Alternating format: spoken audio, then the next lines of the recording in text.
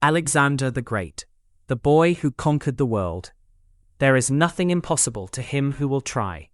Alexander the Great. A name that shook the earth more than 2,000 years ago, before computers, before cars, before electricity lit up the night sky. There lived a young man who looked up at the vast world around him and said, "I will have it all." His name was Alexander, and he was not joking.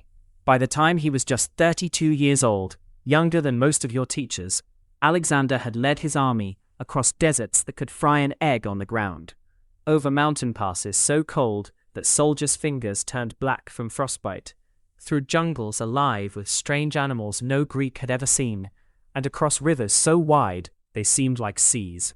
He fought elephants, he wrestled rivers, he built cities in the middle of nowhere. He never lost a single battle, not one, not ever, in his entire life. Kings and emperors who came after him, people like Julius Caesar and Napoleon Bonaparte, would weep when they thought about Alexander's achievements, because they felt they could never measure up. That is the kind of man Alexander was. But he didn't start out that way. He started out as a nervous, clever little boy with a wild horse that nobody else could ride, a mother who was a little bit frightening, and a father who was one of the greatest warriors in the world. This is his story. Every adventure, every battle, every triumph, and every heartbreak, from the very beginning to the very end. Chapter 1. A Royal Birth and Wild Beginnings, 356 BC. On a warm summer night, in the year 356 BC, in a city called Pella, the capital of the Kingdom of Macedonia, a baby boy was born, and his name would one day make the whole world tremble. His father was King Philip II of Macedonia, a tough, scarred, one-eyed warrior king, who had already spent years turning Macedonia from a small, rough kingdom into the most powerful military state in all of Greece. His mother was Queen Olympias, a proud and fiery princess from a place called Epirus. She was known to be fierce, passionate, and deeply religious, and many people were, honestly, a little bit scared of her. She kept pet snakes, which she believed were sacred, and she was said to let them curl around her arms like bracelets while she slept. So yes, Alexander's mother was not your average queen. On the very same day that Alexander was born, so the story goes, 3 remarkable things happened. King Philip received news that his general had won a great battle in the north. The famous temple of Artemis at Ephesus, one of the 7 wonders of the ancient world, burned to the ground, and Philip's own horse won first place at the Olympic Games. When the king's advisors told him about all 3 events happening on the same day as his son's birth, the wise men said, "This child will be invincible." And they were right. From the very beginning, little Alexander was different. His hair was a golden honey-colored blonde, slightly wavy, and it seemed to glow in the sunlight. His eyes were said to be one of his most striking features. One eye was reportedly dark brown, and the other was a light, almost grey or blue color. He was compact and athletic, with a slightly tilted head that he carried as a habit throughout his life. He was intense, emotional, and burning with energy. He never seemed to sit still. As a toddler and young child, Alexander was already showing signs of who he would become. He asked more questions than adults could answer. He wanted to know why and how about everything. When foreign ambassadors visited the palace, a young Alexander would ask them clever questions about their countries, the roads, the armies, the size of the rivers. The ambassadors went home, shaking their heads, saying, "That boy is not ordinary." Chapter 2. The Horse Nobody Could Ride, 352 to 346 BC. When Alexander was about 10 years old, something happened that would become one of the most famous stories ever told about him. A man arrived at the royal court of Macedonia with a horse for sale. The horse was enormous, jet black, and absolutely, completely, totally wild. It bucked and kicked and reared up on its hind legs, snorting like a monster. The horse's name was Bucephalus, which means ox head in Greek, because it had a wide, broad forehead like an ox. Several of Philip's best horsemen tried to ride Bucephalus. Every single one of them was thrown off, sent flying through the air and landing in the dust. King Philip watched, shook his head, and decided the horse was useless. "Take it away," the king said. But young Alexander was watching from the side, and he was not ready to give up on that horse. He saw something the grown men hadn't noticed. The horse was terrified of its own shadow. Every time a rider climbed on its back, the horse saw its own moving shadow on the ground and panicked. "I could ride that horse," Alexander said quietly. The king laughed. His generals laughed. Everyone around Alexander laughed. "What will you give me?" the king challenged, "if you fail?" "I'll pay for the horse myself," Alexander said boldly. So the young prince walked up to the enormous, wild Bucephalus calmly and confidently. He grabbed the reins, turned the horse to face directly into the sun, so the shadow fell behind it and was hidden. He spoke softly to the horse, stroked its neck, and calmed it down. Then, with one smooth motion, Alexander swung himself up onto the horse's back. There was silence. Everyone held their breath. Bucephalus did not buck. Bucephalus did not rear. Bucephalus stood still, breathing hard but steady, with the young boy on his back. Alexander clicked his heels gently, and the great black horse began to gallop. The crowd erupted in cheers. When Alexander rode back, his face shining with joy, King Philip, this tough, battle-hardened warrior king, burst into tears of pride. "My son," Philip said, embracing the boy, "you must find a kingdom big enough for you. Macedonia is not enough." Bucephalus would carry Alexander into battle for the next 20 years.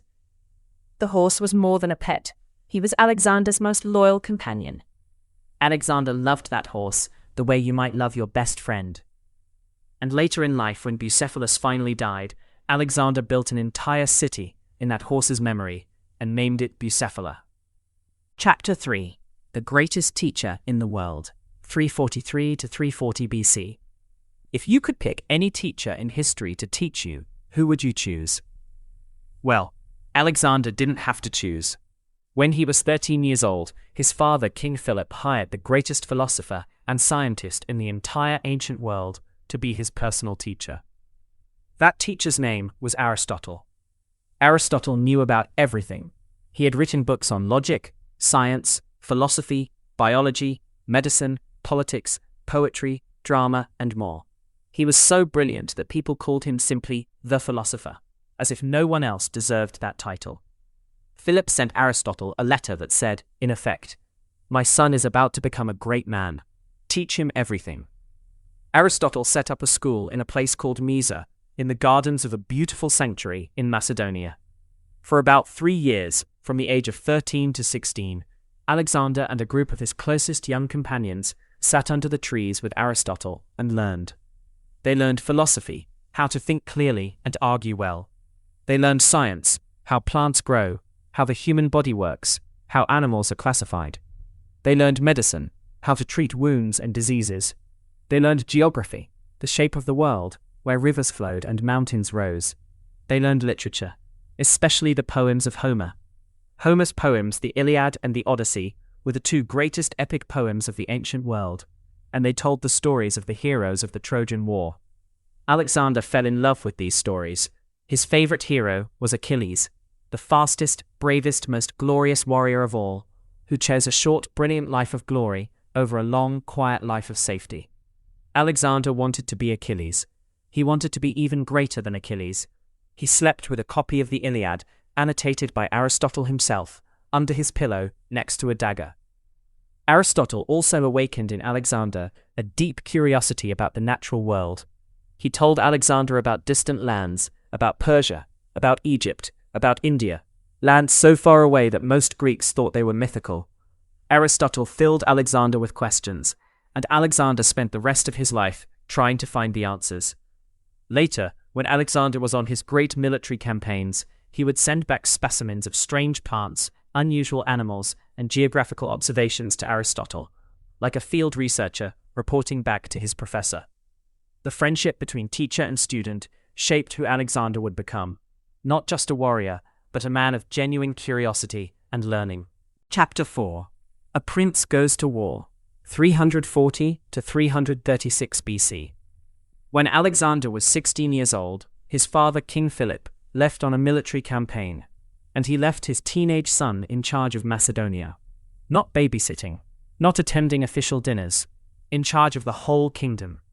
And almost immediately, a tribe in the north of Macedonia, called the Mede, decided to take advantage of the young prince and rebel. Alexander did not hesitate.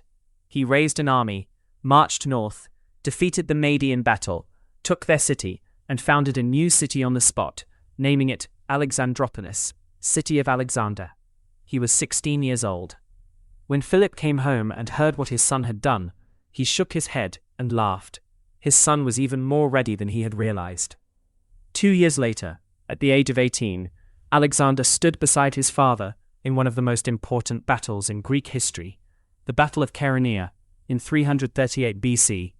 Philip was trying to conquer all of Greece, and the Greek city-states, including Athens and Thebes, had joined forces to stop him.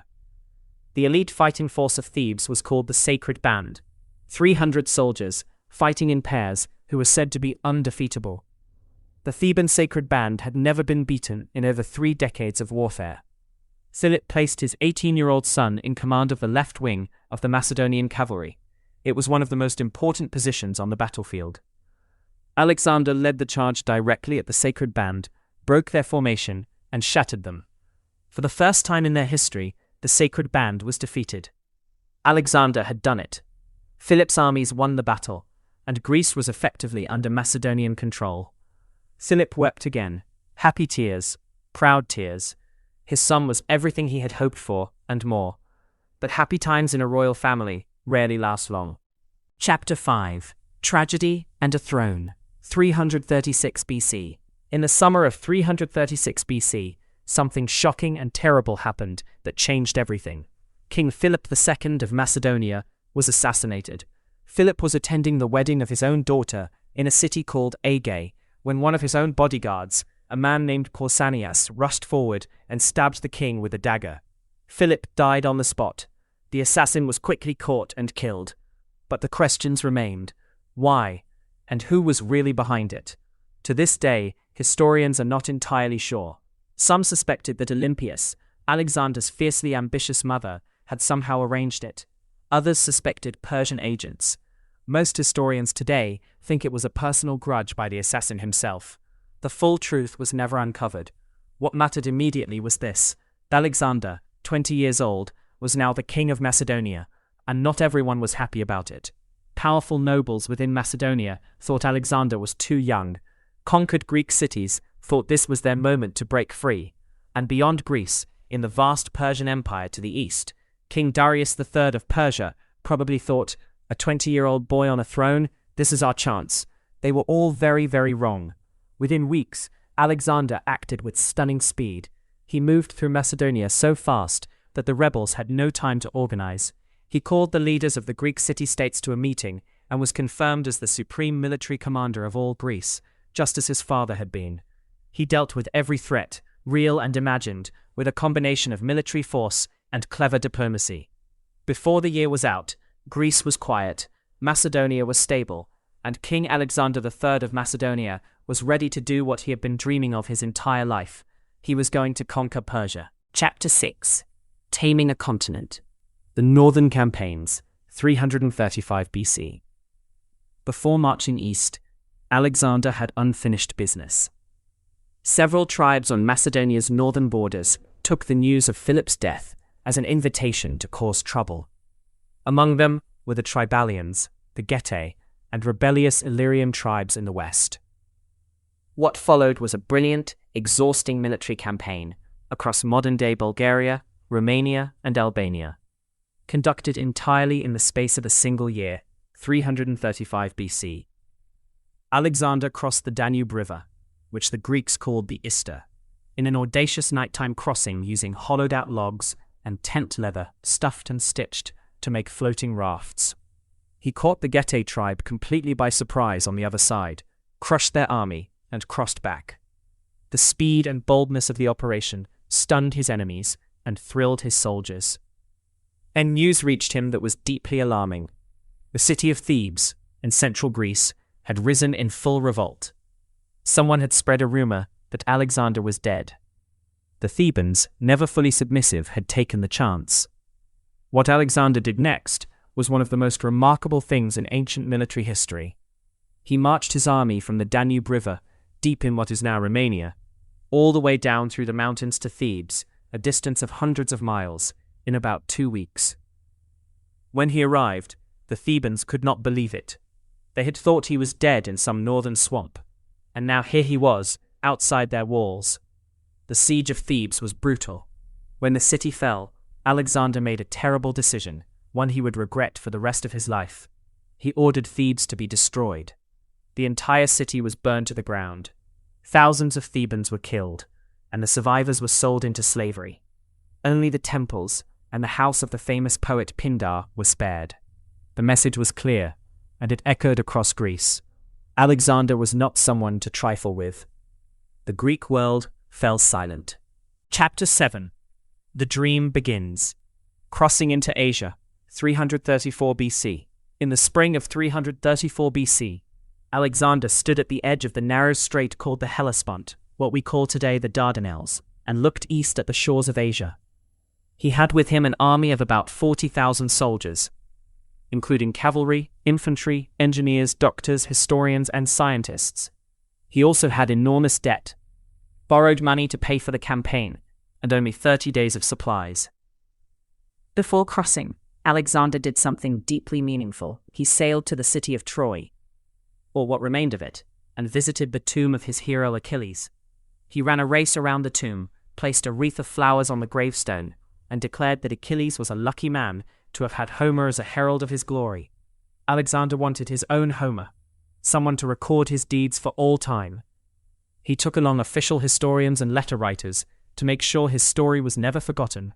Then he stood on the prow of his ship as it crossed the Hellespont, flung his spear into the Asian soil from the boat, claiming the entire continent as won by the spear, and leaped ashore, the first man off the ship. He was announcing to the world, "Asia is mine. I came here to take it."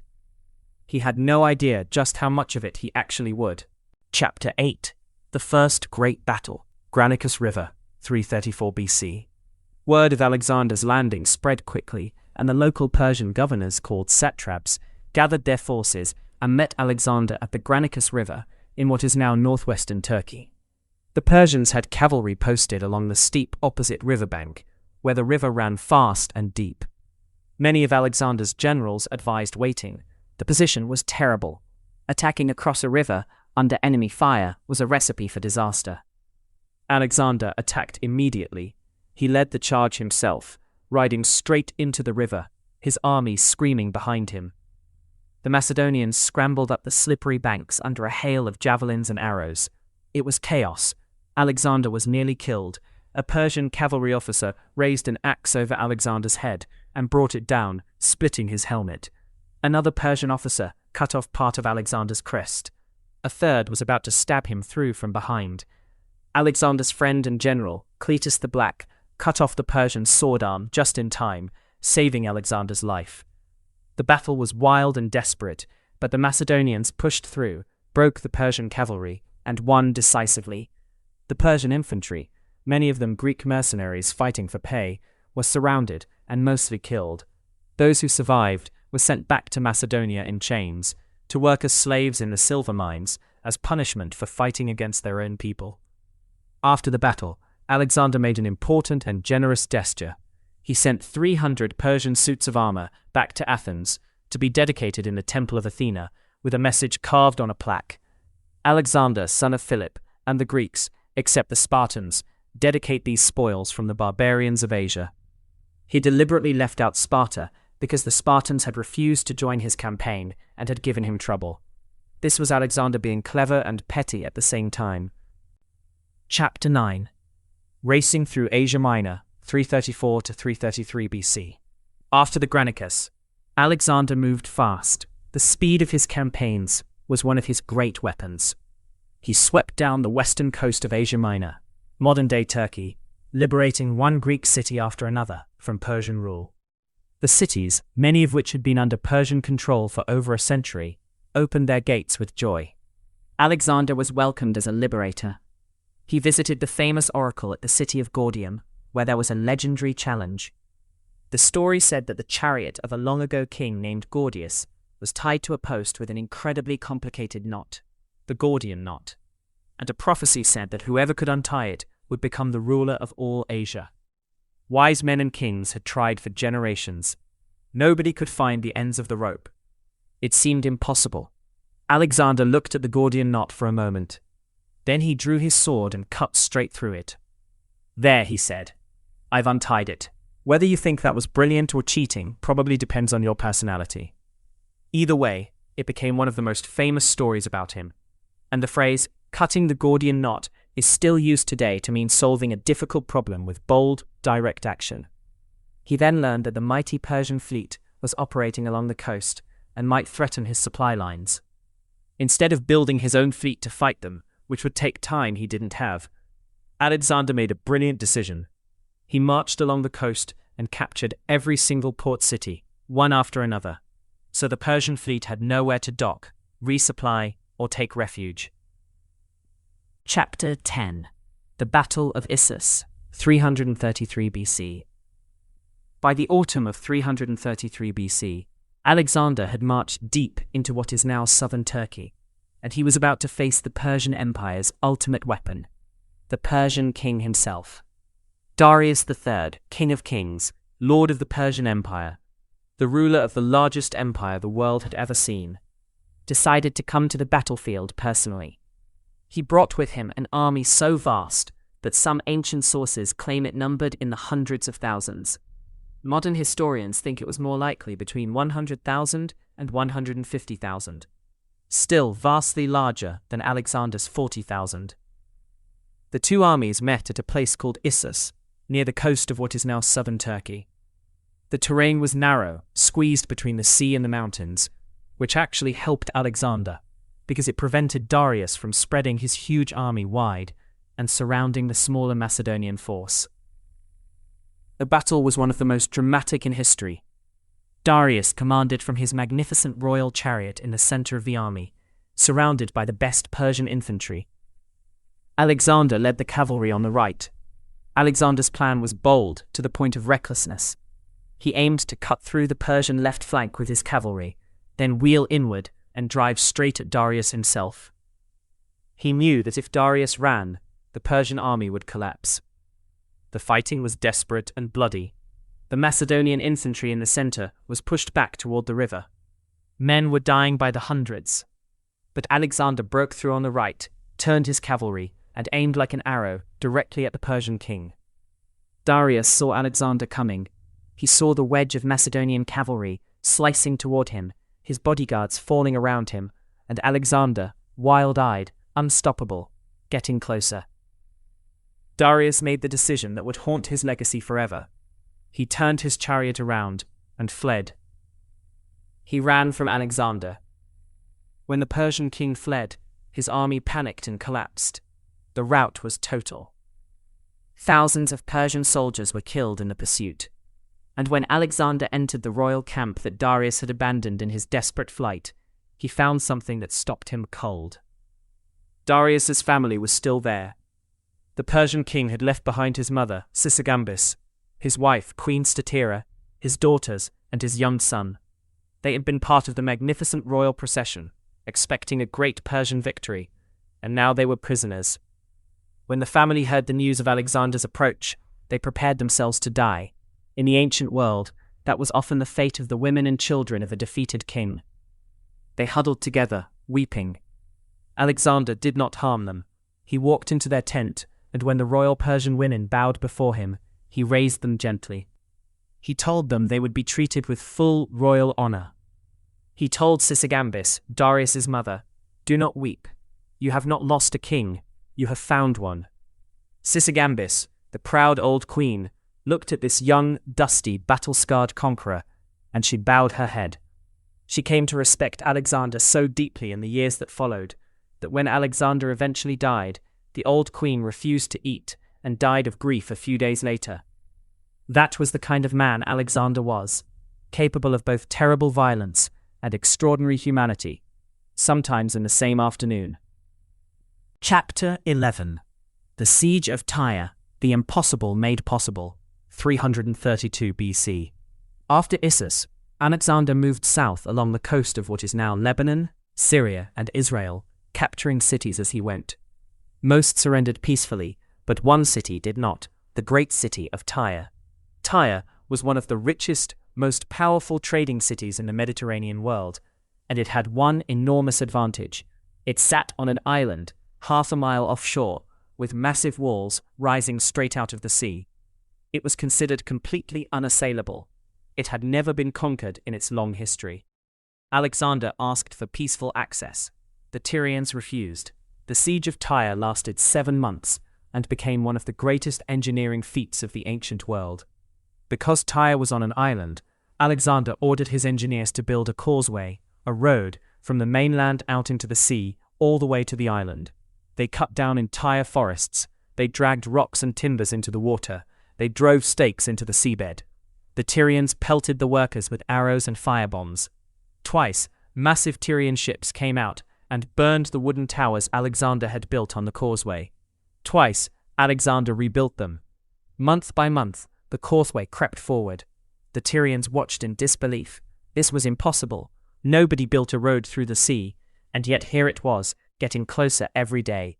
When the causeway finally reached the walls, Alexander's giant siege towers, as tall as modern 6-story buildings, rolled up against the fortifications.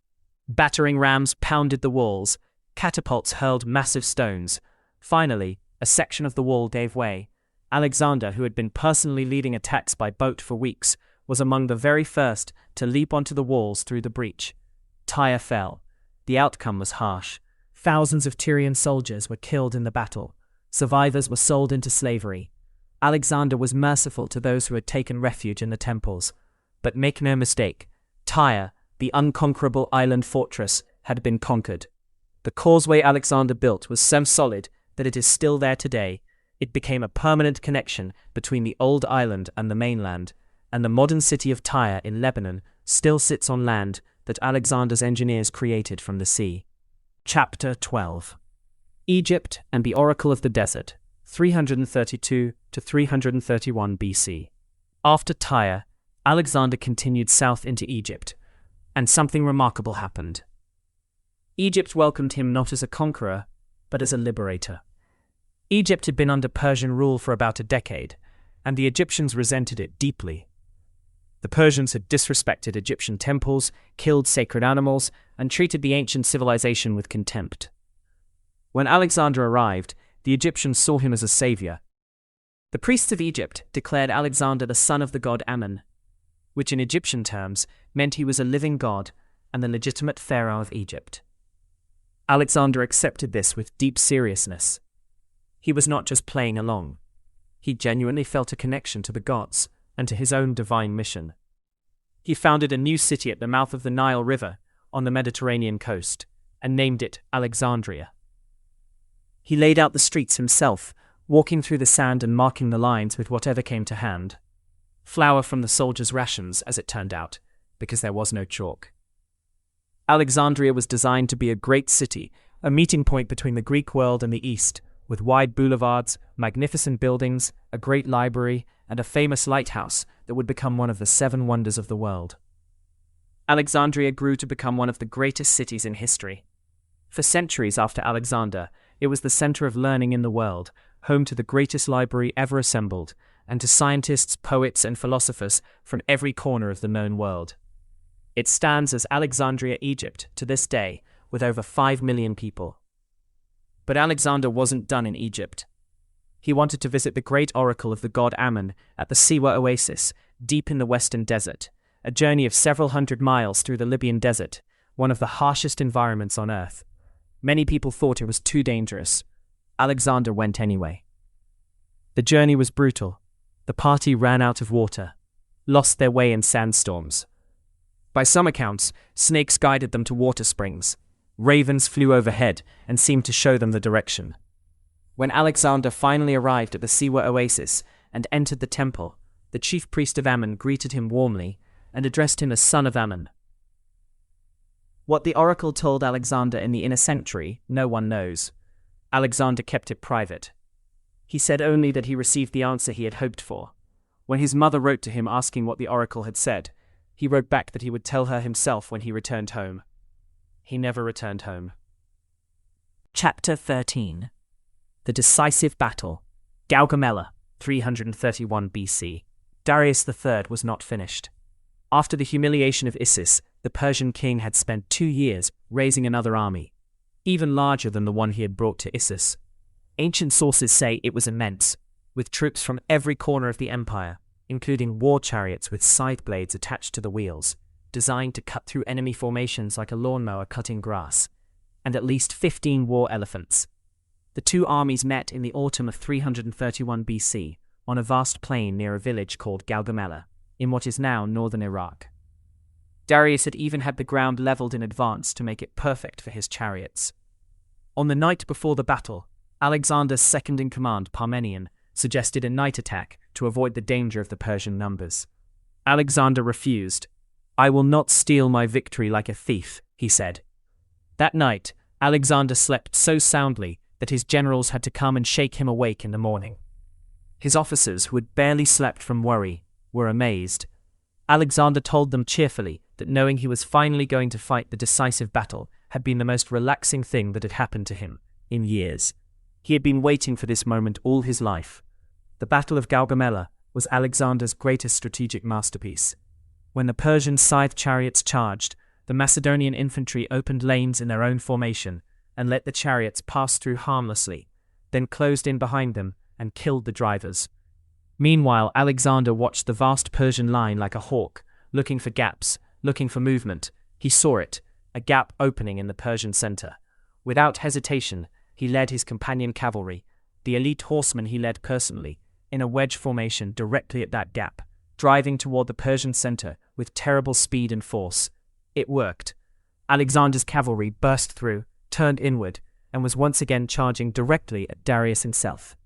Once again, Darius ran. The Persian king of kings, with the largest army in the world, fled from the battlefield, and once again his army dissolved in panic. The Persian Empire, the largest in the history of the world, had been shattered. The cities of Babylonia, of Babylon itself, the ancient capital, opened their gates. The treasury cities of Persepolis and Susa were captured, yielding unimaginable wealth. Alexander's men staggered through rooms piled with gold, silver, and gems. The wealth of Persia passed into Macedonian hands. The ancient world had been turned upside down. Chapter 14. The Burning of Persepolis, 330 BC. The capture of Persepolis, the ceremonial capital of the Persian Empire, and the most magnificent city in the world, was the peak of Alexander's achievement as the Avenger of Greece.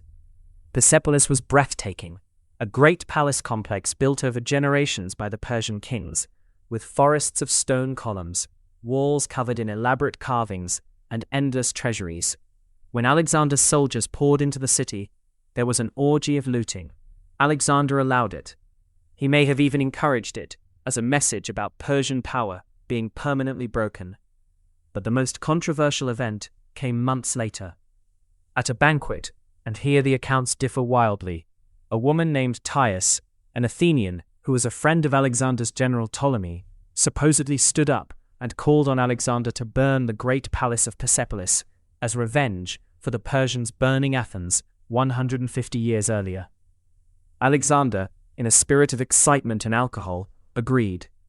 He picked up a torch, and his companions followed, laughing, singing, torches in hand, and set fire to the magnificent palace. In the morning, when the wine had worn off, Alexander looked at the smoking ruins of what had been the most beautiful building in the world, and he felt terrible about it. He had destroyed something irreplaceable. He said so. This was one of the things about Alexander that made him human. He could do great and terrible things in the heat of the moment, and then feel genuine regret afterward. He was not a cold calculator. He was a man of enormous passions, for glory, for loyalty, for his friends, for beauty, for adventure. And sometimes those passions led him somewhere he didn't actually want to go. Chapter 15. Hunting Darius, and the King's Sad End, 330 BC. After Persepolis, Alexander pursued Darius III, who was fleeing east across the Iranian plateau with a dwindling band of followers. It became a chase across hundreds of miles of arid landscape, with Alexander pushing his men to the limits of human endurance, covering distances in days that normally took weeks. When Alexander's advanced scouts finally caught up to the Persian royal train, they found Darius dying. He had been stabbed and left for dead by his own followers, men named Bessus and Nabazanes, who had decided that a king kept fleeing from battle was useless, and that they might bargain with the new conqueror using his predecessor's life. When Alexander arrived and looked at the dying Darius, lying in a cart, wearing torn, blood-soaked robes, the great Persian king was still breathing. Alexander reportedly knelt beside him, covered him with his own cloak to ease his dying moments, and wept. He had wanted to capture Darius alive and treat him with honor. He had always respected the institution of kingship, even in his enemy. Darius died in Alexander's presence. Alexander ordered that he be given a magnificent royal funeral and buried in the royal Persian tombs with all appropriate ceremony. He treated Darius in death with the respect he had always shown to Darius's mother and family. Bessus, who had murdered his own king, was later caught by Alexander. The punishment was severe, as was the custom of the age. Bessus was executed in a way that was considered appropriately terrible for someone who had betrayed and murdered a king. Chapter 16. Into the Unknown East, 330 to 327 BC. After Darius's death, most of Alexander's generals expected the campaign to be over. They had achieved the original mission. Greece was avenged, the Persian king was dead, the empire was theirs. Time to go home. Alexander had absolutely no intention of going home. He pushed east into the wild regions of what are now Afghanistan and Pakistan, regions that were dangerous, remote, and very different from anything his army had experienced. The people there, the Bactrians and Sogdians, were fierce guerrilla fighters. They attacked from mountains and caves, disappeared into the wilderness, and refused to fight in the open field where Alexander's superior tactics would destroy them.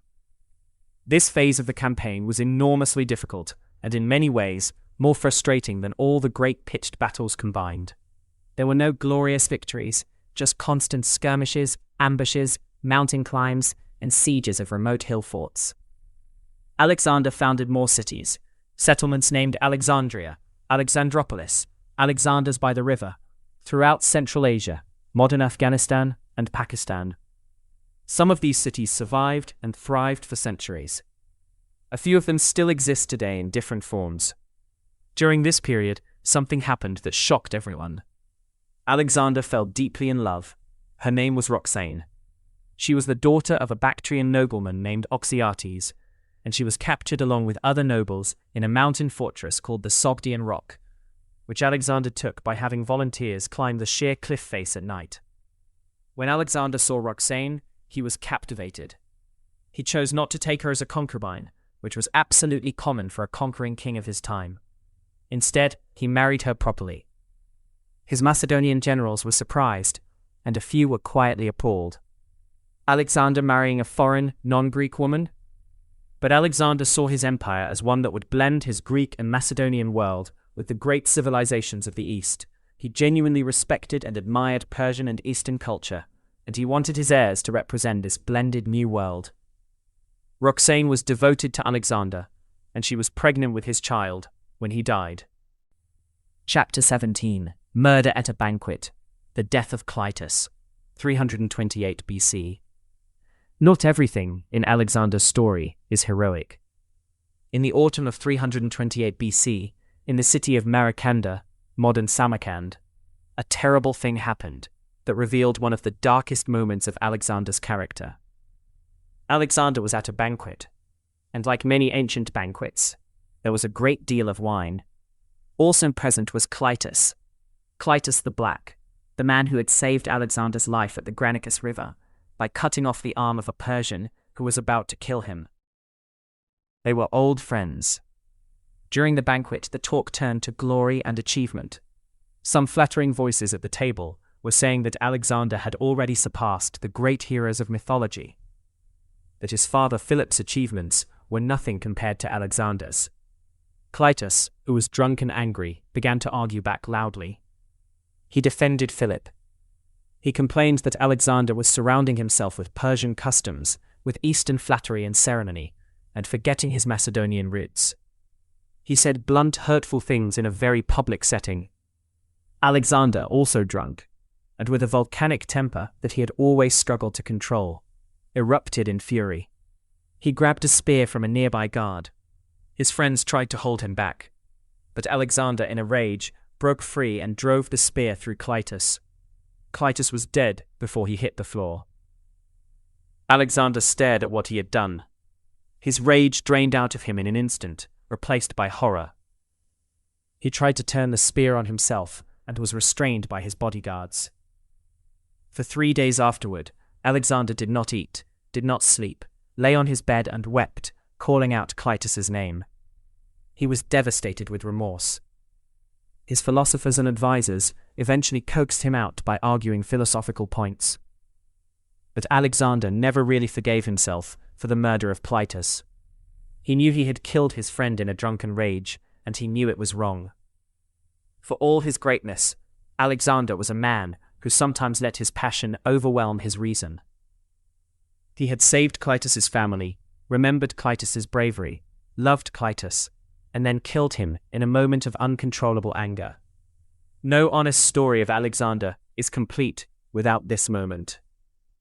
Chapter 18: The Conspiracy of the Pages and the Death of Callisthenes, 327 BC.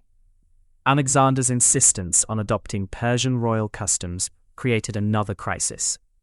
In Persia, it was traditional to prostrate oneself, to bow all the way down to the ground before the king. This was called proskynesis. Alexander wanted to introduce this practice for all who came before him, Greek, Macedonian, and Persian alike. His Macedonian soldiers and officers were deeply offended. In Greece, prostrating yourself before another man was something you did only before the gods. To do it before a man, even a great king, was considered degrading and slavish. A Greek or Macedonian would rather die than bow that low. A philosopher named Callisthenes, who was, ironically, the nephew of Aristotle, and who had been brought along to write the official history of the campaign, publicly refused. He argued eloquently that such honors were for gods, not men, and that Alexander should not require them. Alexander backed down on the proskynesis demand, but he did not forget Callisthenes' opposition. Shortly afterward, a group of the royal pages, the young boys of noble families who served as personal attendants to the king, conspired to assassinate Alexander. The plot was discovered before anything happened. Under torture, one of the pages claimed that Callisthenes had encouraged them. There is no real evidence this was true, and most modern historians think it was probably not. But Alexander, who was increasingly suspicious and who had just had a very public argument with Callisthenes over the proskynesis affair, chose to believe it. Callisthenes was arrested. He died in prison. Some accounts say he was eventually executed, others that he died of disease while in captivity. Either way, the official historian of Alexander's campaign died as his prisoner. Aristotle never forgave his former student for this. The warm relationship between Alexander and his great teacher ended permanently over the death of Aristotle's nephew. Chapter 19: India, the Edge of the Known World, 327 to 325 BC. In the spring of 327 BC, Alexander led his army through the Khyber Pass, the great mountain gateway between what is now Afghanistan and Pakistan, and descended into the Indian subcontinent.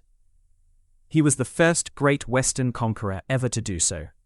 The landscapes were extraordinary: vast rivers, steaming jungle forests, monsoon rains so heavy that the soldiers thought the sky was falling. There were animals they had never imagined: rhinoceroses, which they called Indian donkeys, enormous pythons longer than any snake they had ever seen, peacocks with feathers of impossible blue and green, and above all, elephants. Many elephants, war elephants trained to fight. King Taxiles of the city of Taxila, in what is now Pakistan, allied with Alexander and helped guide him through the complexities of Indian politics. But the great river of the Punjab, the Hydaspes, was held by a powerful Indian king named Porus, who waited on the opposite bank with a large army and nearly 200 war elephants. The Battle of the Hydaspes in 326 BC was one of Alexander's most brilliant. Porus placed his elephants across the front of his army like a living wall. Horses, Alexander knew, are terrified of elephants. They cannot stand the smell, the sound, the vast bulk of them. Traditional cavalry charges would be useless. Alexander had to think differently. He crossed the rain-swollen river in darkness and storm, using multiple deceptions to confuse Porus about where and when the crossing was happening. When he finally attacked at dawn from an unexpected direction, the battle was ferocious. The Indian war elephants crashed through Macedonian formations, trampling men under enormous feet, grabbing soldiers with their trunks and hurling them through the air. It was terrifying, but Alexander's soldiers knew their business. They targeted the elephant handlers, the mahouts, and drove the elephants mad with pain by attacking their feet with axes and swords. Elephants in pain and without guidance become as dangerous to their own side as the enemy. The Indian formations began to collapse when Porus was finally brought before Alexander, a giant of a man, nearly 7 feet tall by ancient accounts, bleeding from multiple wounds, but still sitting upright on his elephant with extraordinary dignity. Alexander was deeply impressed. He asked Porus how he wished to be treated. "Like a king," said Porus simply. "That you shall be," said Alexander, and he meant it. He returned Porus's kingdom to him, made him an ally, and added more territory to Porus's domain as a reward for his courage. The two men, so recently enemies, became something like genuine friends and mutual admirers. After the Hydaspes, Alexander pushed east still further, but the Ganges River valley lay ahead, and, beyond that, vast kingdoms of India that his men could barely imagine. And here, for the first and only time in Alexander's life, his army said no. Chapter 20. The Mutiny at the Hyphasis, when the army said enough. 326 BC. The men were exhausted. They had been marching and fighting for 8 years. They were thousands of miles from home. Their clothes had rotted in the monsoon rains. Their sandals had fallen apart. Many of the veterans were grey-haired now, wearing the scars of 20 or 30 battles.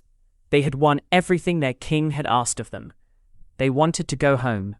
When Alexander called them to a meeting at the Hyphasis River, the Beas River in modern India, and spoke about pushing further east into the great Indian heartland, the silence was total. Nobody cheered. Nobody raised a spear. Nobody shouted his name. Then an old general named Coenus, deeply respected by everyone in the army, stood up and spoke what everyone was feeling. "Sir, look at us. Look at what we have been through. Our families have not seen us. Our wives have grown old waiting. Our parents are dying without us. We have done what you asked. Please, take us home." There was silence. Then the soldiers began to weep. Hundreds of men, hardened veterans, battle-scarred warriors who had crossed deserts and mountains and rivers, stood there with tears on their cheeks. They had followed Alexander to the edge of the world. They loved him, and they were asking him, as kindly as they could, to stop. Alexander was devastated. He went to his tent and shut himself inside for 3 days, refusing to eat or speak to anyone, hoping the army would change its mind. They didn't. He consulted the omens and the sacrifices, looking for any divine sign that would allow him to continue. Every sign came back unfavorable. Finally, he came out and announced that they would turn back, and even in defeat he managed to make it theatrical. He had 12 enormous altars built, taller than any man, at the edge of the Hyphasis River, as a monument to how far his army had come. The altars were supposed to be used by any future king or hero who came to this spot and wanted to match Alexander's achievement. He wept as he looked east, at the lands he would never conquer. He was 29 years old, and it was the first time in his life he had been stopped. Chapter 21. The Terrible Journey Through the Gedrosian Desert, 325 BC. Alexander, perhaps stung by the mutiny at the Hyphasis and hungry for one more grand adventure, made the decision to lead a portion of his army back through the Gedrosian Desert, a vast, waterless wasteland in what is now the Makran region of Pakistan and Iran. The march through Gedrosia was the worst ordeal of the entire campaign. It was worse than any battle. There was no water. The sand burned like a furnace in the day and froze at night. Men and horses died of thirst by the hundreds, then the thousands. Women and children who had followed the army, the camp followers, began dying too. Food ran out. The soldiers ate their pack animals, then their horses. They walked through blinding sandstorms, in which the sand worked its way into every wound, every crack in the skin, every eye. Some men, mad with thirst, found a water source and drank so much so quickly that they died from it. Others wandered off into the desert and were never found. When a small amount of water was found and brought to Alexander in a helmet, he refused to drink it. He poured it out on the ground in front of his watching soldiers. "It would be wrong for me to drink alone when you are all thirsty," he said. "We suffer together, or not at all." It was moments like that, the refusal of the water, the pouring out into the sand, that made his soldiers love him with a devotion that bordered on worship. Alexander was not just a general who pushed from behind. He always ate what his soldiers ate, always went without when they went without, always led from the front in battle. He had been wounded at least 6 times by the time the campaign was over. Arrows through the lung, through the leg, swords across the face, a stone that fractured his skull. He nearly died more than once. By the time they emerged from the Gedrosian desert, they had lost a staggering percentage of the army. It was the darkest chapter of the whole campaign. Chapter 22. The Wedding at Susa, a Vision of One World, 324 BC. After Gedrosia, Alexander turned his enormous energy to governing and integrating his vast empire. He had an extraordinary vision. He wanted to create a single blended civilization, one world, where Macedonian and Greek and Persian and Egyptian and Indian cultures would mix together into something new and great. In 324 BC, at the city of Susa, in modern Iran, he organized one of the most remarkable events of the ancient world, a mass wedding. At a ceremony lasting 5 days, with feasting and celebration, Alexander himself married 2 Persian women. One was Statera, the daughter of the man he had defeated, Darius III. The other was Barsine, daughter of the previous Persian king, Artaxerxes III. By marrying the daughters of Persian kings, Alexander was uniting the lines of Greece, Macedonia, and Persia in his own children. And it wasn't just Alexander. He also arranged marriages between about 80 of his most senior Macedonian generals and officers and Persian noblewomen, all at the same ceremony, same day, in a great hall hung with cloth of gold and silver. He gave lavish gifts to everyone. He paid all the debts of his soldiers, something that had been quietly worrying many of them, as a wedding present to the whole army. Some of his Macedonian generals privately disliked all of this. They didn't want Persian wives. They didn't like Alexander's Persian robes, his adoption of Persian customs, his deep respect for Persian and Eastern cultures. After Alexander died, most of these arranged marriages were quietly abandoned. But in that moment, Alexander's vision of one blended world was on full display. He also enrolled 30,000 young Persian men who had been trained in the Macedonian military style. He called them his successors, into his army. His Macedonian veterans, already unhappy with Persian influences, were outraged.